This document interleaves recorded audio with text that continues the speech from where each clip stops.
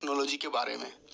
मैंने ये वीडियो इसलिए बनाया है कि बिटकॉइन और क्रिप्टो करेंसीज बहुत ही ज़्यादा चर्चे में है और इन क्रिप्टो करेंसीज के पीछे जो टेक्नोलॉजी है उसको जानने की बहुत ज़्यादा ज़रूरत है, क्योंकि इसका फ्यूचर आगे बहुत ज़्यादा ब्राइट है और आगे जाके स्कूल कॉलेजेस में इसके सिलेबस इंक्लूड किए जाएंगे। और ब्लॉकचेन टेक्नोलॉजी में जिन लोगों को महारत हासिल हो उन्हें अलग अलग कंपनीज के द्वारा रिक्रूट भी किए जाएंगे, हायर किए जाएंगे। फ्रेंड्स, ब्लॉकचेन टेक्नोलॉजी को सिंपल लैंग्वेज में समझने की ज़रूरत है। आइंस्टाइन ने कहा है कि if you can not explain it simply you don't understand it well. इसलिए दोस्तों, मैं इस चीज़ को बहुत ही सिंपल तरीके से बताऊंगा जिसे कोई भी लेमैन इसको समझ सके। सबसे पहले हम जानेंगे बिटकॉइन क्या है।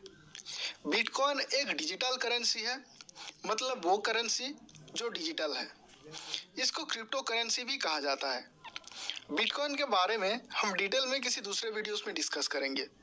अब हम सिर्फ ब्लॉकचेन के बारे में चर्चा करेंगे। दोस्तों, ब्लॉकचेन वो टेक्नोलॉजी है जो बिटकॉइन को एक पर्सन से दूसरे पर्सन तक ट्रांसफ़र करने में मदद करती है।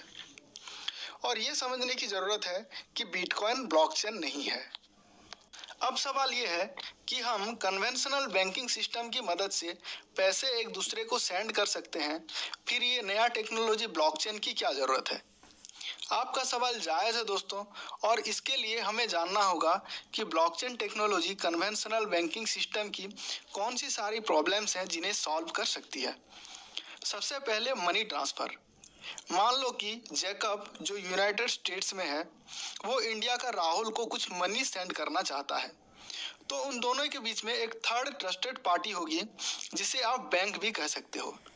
यूएस में जो जैकब है उसका पैसा सबसे पहले उस थर्ड ट्रस्टेड पार्टी को आएगा, और वो ट्रस्टेड पार्टी है क्योंकि वो ट्रस्टेड है, इंडिया का राहुल को आइडेंटिफाई करेगा, उसका अकाउंट को आइडेंटिफाई करेगा और उसे वो पैसा ट्रांसफ़र कर देगा और बदले में कुछ ट्रांजैक्शन फीस काट लेगा उस टोटल पैसे से।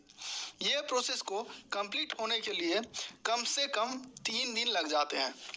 अगर हम ब्लॉकचेन टेक्नोलॉजी का यूज करते हैं तो ये जो थर्ड ट्रस्टेड पार्टी है, जिसे आप बैंक भी कह सकते हो, ये ट्रस्टेड पार्टी की कोई ज़रूरत ही नहीं है।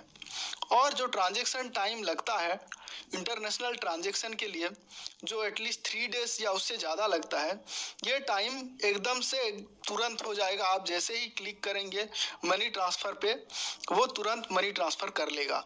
और तीसरा सबसे बड़ा बेनिफिट ये है कि ट्रांजैक्शन फीस जो बहुत ज़्यादा होता है कन्वेंशनल बैंकिंग सिस्टम के थ्रू, वो ब्लॉकचेन टेक्नोलॉजी के थ्रू एकदम से बहुत ही कम ट्रांसफ़र फी लगेगा, यानी ट्रांजैक्शन फीस बहुत ही ज़्यादा कम लगेगा। अब हमें जानने की ज़रूरत है कि ब्लॉकचेन कैसे काम करता है, इसका प्रोसेस क्या है। सबसे पहला कॉन्सेप्ट जो आपको समझना होगा वो है ओपन लेजर का कॉन्सेप्ट। लेजर का मतलब तो आपको पता ही होगा, ये एक रजिस्टर है जहां हम चीज़ों का लेखा जोखा रखते हैं। बैंक अगर ट्रांजैक्शन करती है तो हर एक ट्रांजैक्शन का लेखा जोखा अपने लेजर में वो स्टोर करके रखती है। तो वैसे ही ये लेजर है, और ब्लॉकचेन में ये ओपन लेजर है जो पब्लिक है, यानी जो भी इस ब्लॉकचेन में है वो इस लेजर को देख सकता है। आपको मैं इसके बारे में एक एग्जाम्पल की मदद से समझाना चाहूँगा। ABCD ये 4 लोगों का नेटवर्क है जो एक दूसरे को मनी ट्रांसफ़र करना चाहते हैं। सबसे पहले एज्यूम करते हैं कि A के पास 10 रुपीज़ है। मैं आपको रुपीज़ सिर्फ एग्जाम्पल के लिए बता रहा हूँ, बट ये कॉन्सेप्ट ओपन लेजर का है जहाँ रुपीज़ के बदले बिटकॉइन ट्रांसफ़र होते हैं। A अगर B को 5 रुपीज़ ट्रांसफ़र करता है तो हम एक ब्लॉक जिसमें ये डेटा है कि A ने B को 5 रुपीज़ ट्रांसफ़र किया, उसको पिछले वाले ब्लॉक के साथ लिंक कर देंगे। फिर मानते हैं कि अगर B ने C को 3 रुपीज़ ट्रांसफ़र किया तो हम और एक ट्रांजैक्शन ब्लॉक पिछले वाले ब्लॉक के साथ ऐड कर देंगे, और ट्रांजैक्शन का ब्लॉक ऐसे पिछले वाले चैन से लिंक होता रहेगा। और C ने अगर D को 1 रुपीज़ सेंड किया, फिर से हम ट्रांजैक्शन का ब्लॉक ओपन लेजर में पिछले वाले ब्लॉक के साथ लिंक कर देंगे। दोस्तों, ये है ब्लॉकचेन का कॉन्सेप्ट। क्योंकि ये ट्रांजैक्शन चेन है जहां ट्रांजैक्शन का ब्लॉक दूसरे ट्रांजैक्शन ब्लॉक के साथ एक के बाद एक जुड़ता जाता है, इसलिए इसे ब्लॉकचेन कहा जाता है। दोस्तों, ये ब्लॉकचेन नेटवर्क में जो भी इन्वॉल्व होता है, जैसे कि यहाँ पे ABCD ये चारों इन्वॉल्व हैं, ये सारे लोग ओपन लेजर को देख सकते हैं, किसके पास कितना पैसा है, किसने किसको कितना पैसा ट्रांसफर किया, डिटेल्स में देख सकते हैं, क्योंकि ये ओपन लेजर है यानी पब्लिक है। दोस्तों, ब्लॉकचेन नेटवर्क में बहुत सारे नोड्स होते हैं। सारे नोड के पास ब्लॉकचेन का एक कॉपी होता है। उनमें से कुछ स्पेशल नोड्स होते हैं जिनके पास ब्लॉकचेन का एक कॉपी तो होता ही है, साथ साथ ये स्पेशल नोड्स मनी ट्रांसफर में भी मदद करते हैं, यानी ट्रांजैक्शन में मदद करते हैं। फॉर एग्जांपल, मान लिया जाए कि बी डी को 5 रुपीज़ ट्रांसफ़र करना चाहता है, तो बी क्या करेगा, वो ये पब्लिश करेगा और ब्रॉडकास्ट करेगा कि वो डी को 5 रुपीज़ ट्रांसफ़र करना चाहता है।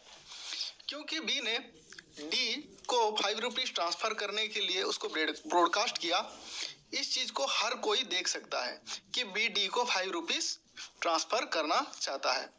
अभी तक ये ट्रांजैक्शन लेजर में ऐड नहीं हुआ है, और इसी वक्त इसी टाइम पे माइनर्स, जिसे हम स्पेशल नोड्स कहते हैं, उनका रोल आता है।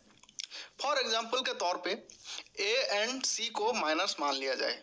अब ये दोनों माइनर्स compete करेंगे एक दूसरे से कि कौन सबसे पहले ट्रांजैक्शन को वैलिडेट करेगा और लेजर में ऐड करेगा, और जो माइनर सबसे पहले ये ट्रांजैक्शन को वैलिडेट करेगा और लेजर में ऐड करेगा एज ए ब्लॉक, उसे थोड़ा सा रिवार्ड मिल जाएगा, यानी बिटकॉइन मिल जाएगा। अब यहाँ हम पैसे ट्रांसफ़र की बात कर रहे हैं, तो मान लो इसे थोड़ा सा पैसे रिवार्ड में मिल गया। माइनर दो चीज़ करते हैं।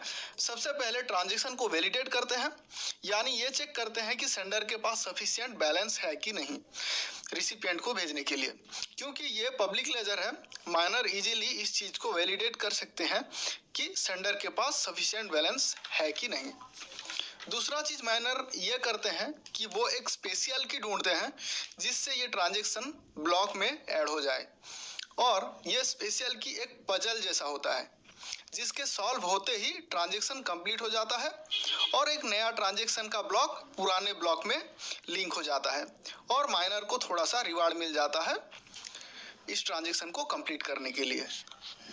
फिर माइनर्स दूसरे ब्रॉडकास्टेड ट्रांजैक्शन को वैलिडेट करने और स्पेशल की को ढूंढने की कोशिश करते हैं ताकि उन्हें फिर से कोई रिवार्ड मिल जाए। ये रहा दोस्तों एक बेसिक मैकेनिज्म ब्लॉकचेन का।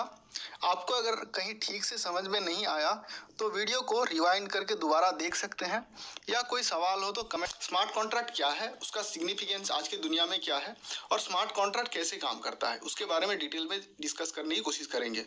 लेकिन इस वीडियो को समझने के लिए आपको ब्लॉकचेन के बारे में एक बेसिक जानकारी लेनी होगी। मैंने ब्लॉकचेन के बारे में पहले से एक वीडियो बना के रखी है, आप अगर देखना चाहते हैं तो उसको डिस्क्रिप्शन बॉक्स में आप जाके चेक कर सकते हैं। वैसे आप अगर ब्लॉकचेन के बारे में नहीं भी जानते हैं तो इस वीडियो को आप देख सकते हैं। मैं बहुत ही आसान तरीके से स्मार्ट कॉन्ट्रैक्ट को समझाने की कोशिश करूंगा इस वीडियो में, जो कि आपको बहुत इजीली समझ में आ जाएगा। स्मार्ट कॉन्ट्रैक्ट एक नॉर्मल कॉन्ट्रैक्ट जैसा ही होता है, फर्क सिर्फ इतना होता है कि कॉन्ट्रैक्ट पेपर फॉर्म में होता है, जबकि स्मार्ट कॉन्ट्रैक्ट एक कंप्यूटर प्रोग्राम है। स्मार्ट कॉन्ट्रैक्ट का कॉन्सेप्ट निक ज़ेबो ने दिया था 1994 में, जब बिटकॉइन भी नहीं आया था, बिटकॉइन भी नहीं बना था। बट 2013 में एक 19 इयर्स का कंप्यूटर प्रोग्रामर विटालिक ब्यूटेरिन ने स्मार्ट कॉन्ट्रैक्ट को ब्लॉकचेन के साथ इंटीग्रेट किया, और स्मार्ट कॉन्ट्रैक्ट जब ब्लॉकचेन के साथ इंटीग्रेट हुआ बहुत ही बेहतरीन कॉम्बिनेशन बना, और स्मार्ट कॉन्ट्रैक्ट की यूजफुलनेस और स्पेशलिटी और भी बढ़ गई। चलिए समझते हैं स्मार्ट कॉन्ट्रैक्ट क्या है। जैसे कि मैंने कहा, स्मार्ट कॉन्ट्रैक्ट एक कंप्यूटर प्रोग्राम है, एक छोटा सा कंप्यूटर प्रोग्राम जिसमें कॉन्ट्रैक्ट की सारे रूल्स एंड टर्म्स को कंप्यूटर प्रोग्राम के फॉर्म में ब्लॉकचेन में स्टोर किया जाता है। कुछ ही ब्लॉकचेन्स हैं जो स्मार्ट कॉन्ट्रैक्ट को सपोर्ट करते हैं, जैसे कि है इथेरियम ब्लॉकचेन, एक स्पेशल प्रोग्रामिंग लैंग्वेज जिसको कहते हैं सॉलिडिटी।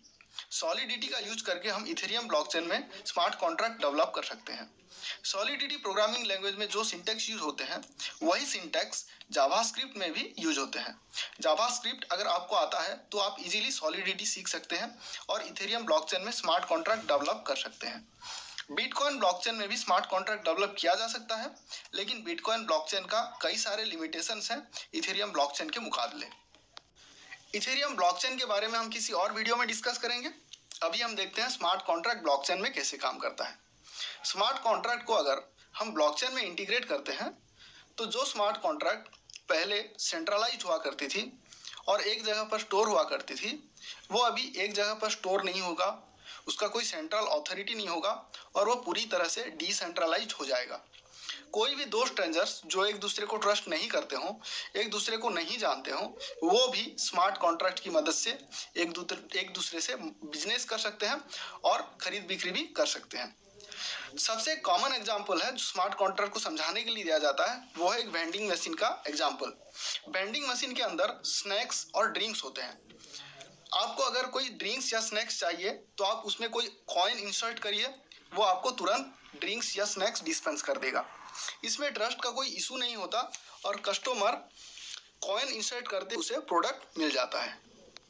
स्मार्ट कॉन्ट्रैक्ट भी ऐसा ही होता है, दोनों पार्टी के बीच में कोई ट्रस्ट इशू नहीं रहता है और इसमें कोई थर्ड पार्टी का भी इन्वॉल्वमेंट नहीं होता है, ये अपने आप में ही ट्रस्टेड होता है। फर्क सिर्फ इतना है कि smart contract open distributed laser में ग्लोबली डिस्ट्रीब्यूटेड होता है, जिसका खोने की या हैक होने की कोई चांस नहीं रहता। अभी हम एक real life decentralised smart contract का एग्जांपल देखते हैं। सपोज मान के चलते हैं कि मेरे पास ज़मीन है और स्मार्ट कॉन्ट्रैक्ट में मैंने ये मेंशन करके रखा है कि मेरे पास इतने ज़मीन है, उसका लोकेशन ये है और उसका प्राइस ये है। ये सारी डिटेल्स मैंने स्मार्ट कॉन्ट्रैक्ट में स्टोर करके रखी है और वो स्मार्ट कॉन्ट्रैक्ट ब्लॉकचेन में स्टोर है। मैं अगर अशोक को ये ज़मीन बेचना चाहूँगा तो मुझे स्मार्ट कॉन्ट्रैक्ट में ये इंस्ट्रक्ट करना होगा कि इस लैंड की ओनरशिप जो है वो अशोक को चला जाए, यानी अशोक को पास चला जाए। इसके बाद माइनर्स इस ट्रांजेक्शन को वैलिडेट करेंगे और देखेंगे कि मेरे पास सच में इतने सारे ज़मीन है कि नहीं। फिर वो उसको माइन करके ट्रांजेक्शन को ग्लोबली डिस्ट्रीब्यूटेड लेजर में दर्ज कर देंगे और ये इन्फॉर्मेशन अपने आप ब्लॉकचेन के सारे नोड्स में अपडेटेड हो जाएगा। क्योंकि स्मार्ट कॉन्ट्रैक्ट डिसेंट्रलाइज्ड है और ये डिस्ट्रीब्यूटेड है, इसे हैक करने के लिए एक साथ हजारों कंप्यूटर्स को एक साथ हैक करना होगा, जो पॉसिबल नहीं है। और जैसे कि ये सिस्टम क्रिप्टोग्राफी का यूज करके बनाई गई है और प्रोग्रामिंग की गई है, सारे प्रोसेस ऑटोमेटिक होते हैं और अपने आप में 100% ट्रस्टेड होते हैं। तो ये रहा स्मार्ट कॉन्ट्रैक्ट के बारे में और उसकी सारी खूबियाँ के बारे में। हमारे दूसरे ब्लॉकचेन रिलेटेड